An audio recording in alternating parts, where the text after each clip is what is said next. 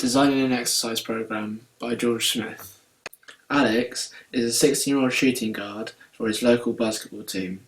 He is already fit because he trains for basketball on Tuesdays, Wednesdays and Saturdays, and his training programme will be fairly challenging. He lives a healthy lifestyle, he eats 4 main meals a day and drinks 2 litres of water per day. He doesn't drink any alcohol or smoke. He doesn't work or have any caring responsibilities, so I don't have to plan his exercise programme around other commitments apart from his current training. Alex would like to improve his muscular endurance so that he doesn't fatigue towards the end of a game. I will test his progress by getting Alex to do the Cooper's 12-minute run test at the beginning and end of the programme, which will show whether his muscular endurance has improved. He also wants to improve his speed because he needs to be able to run quickly in short bursts in order to attack and score points for his team. I will measure Alex's progress by timing how long it takes him to dribble a ball for 40 metres, including a turn in week 1 and again in week 6. I am going to help Alex to improve his speed by doing HIIT training, which is short bursts of intense exercise where Alex will be working at 100% effort followed by a short recovery period. The reason why I've chosen HIIT is because it simulates the action of players in a basketball game. In weeks 2 and 3, Alex will do repeated short bursts of 40-metre runs, including a turn where he'll be working anaerobically and will be required to use fast acceleration and agility to turn around and run back. This will improve his VO2 max, which will improve his speed, and it will improve his agility for turns. Once Alex gets to the 4th week, he will start to practice sprinting while dribbling a ball. For Alex to be a successful shooting guard, he also needs muscular endurance, so that he can keep on running through the entire match. To improve his muscular endurance, he will need to use a spinning bike, which will help his muscles in his legs get stronger, and will help him to keep on performing for the entire game because his muscles won't fatigue. Spinning will also improve his cardiovascular fitness, which will help his muscular endurance because there will be an increased supply of oxygen going to his working muscles, which will improve his muscular endurance. Week 1. During this session, Alex will be tested on how fast he can run 40 metres, dribbling a basketball, including a turn. He will also be tested on how fast he can run the 40 metres without a ball, including a turn. In week 6, the test will be repeated so that Alex's progress can be measured. For muscular endurance, Alex will do the Cooper's 12-minute run test, which will be repeated in week 6 to see if he has improved. In Alex's 2nd week, he'll be doing 1 muscular endurance session with me because he already has quite a busy week. I've decided to put his session on Friday because he has a rest day on Thursday, so he'll be able to perform his best in the session. In this session, Alex will be doing spinning with short, intense bursts of cycling at varying resistances, but also continuous cycling at a less intense level to keep the muscles working. As the weeks progress, the sessions will become more challenging, providing progressive overload. The spinning is like doing a mixture of HIIT and fartlek training, which simulates a basketball match because there are short bursts of intense sprinting and then slower jogging. The warm-up. Before Alex begins the main set, he will do a warm-up by spinning his legs on a low resistance to warm the muscles he is about to use, which will prevent him from getting injured. Whilst doing this, he will roll his shoulders to relax them before his arms take up the static position needed for spinning. The reason for doing this is that his shoulders might get tight whilst holding a static position for a long time. He will do fairly low intensity cycling for 10 minutes, followed by more intense cycling, which will get him ready for the main activity. During the low intensity cycling, he will gradually increase the resistance so his leg muscles are being engaged. After he has cycled for 15 minutes, he will be ready to begin the main session. The main set. In the main session, Alex will find a steady resistance and will gradually raise his heart rate by increasing how fast his pedals turn. He will then increase the intensity by increasing the resistance, which will raise his heart rate to 130 beats per minute, or 13 RPE for 40 seconds. He will then reduce the resistance and pedal at a lower intensity to 90 BPM, or 9 RPE. After 65 seconds has passed, he will then do another burst where he will increase the resistance more than he did last time. However, he will now be working at 14 RPE for 40 seconds. After, he will cycle at a smooth pace for 65 seconds to regain his breath. In his final set, Alex will work at 15 RPE for 30 seconds using the same resistance as the second set. He will repeat the set 3 times. The cooldown. In the cooldown, Alex will do some controlled and smooth cycling for 10 minutes, where he will gently rotate his shoulders backwards and then forwards to loosen them off. He will then do arm stretches, where he extends one arm across the front of his body and bends the other and puts it underneath the elbow of the extended one. He will then swap arms over. Once he has got off the bike, he will go through various static leg stretches to release the lactic acid.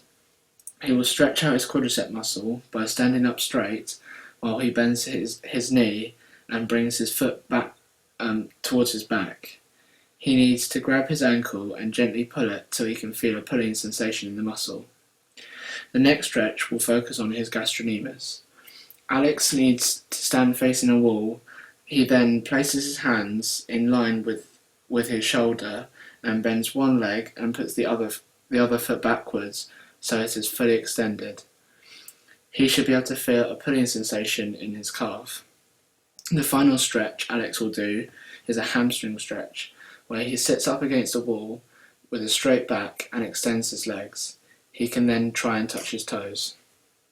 In this week, Alex is going to complete the endurance session exactly as it was last week, except he'll be working for 45 and 35 seconds at high intensity in the main set, instead of 40 and 30 seconds, and he will get 60 seconds recovery instead of 65.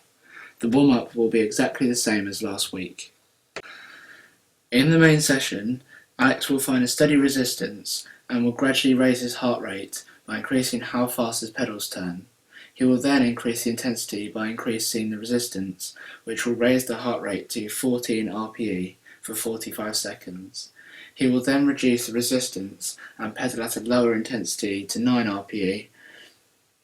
After 60 seconds has passed, he will then do another burst, where he will increase the resistance more than he did last time. However, he will now be working at 15 RPE for 45 seconds. After, he will cycle at a smooth pace for 60 seconds and regain his breath. In his final repetition, Alex will work at 16 RPE or 160 BPM for 35 seconds using the same resistance as the second set. The cooldown will be exactly the same as last week. Alex will achieve progressive overload this week by adding a speed session, which is HIIT training, on a Monday night. I chose Monday because Alex didn't have any training on this night. Alex will warm up for his speed training by doing some jogging around the gym for 10 minutes.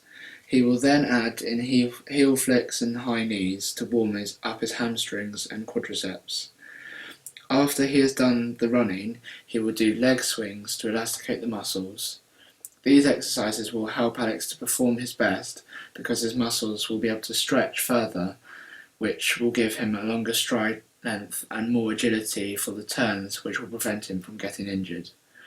He will be warming up the muscles in his legs and making them more malleable. Finally, Alex will do 10 squats to activate the major leg muscles. In the main session, Alex will be using HIIT training. He will run 20 metres one way, turn and run 20 metres back the other way. In his first week, he should be aiming to repeat a time of 0.5 seconds slower than his test time over 3 repetitions for 3 sets. He will get 60 seconds rest after each sprint. After Alex has finished his 3 sprints, he will do 10 squats. The squats will help him improve his leg strength, which will give him more speed.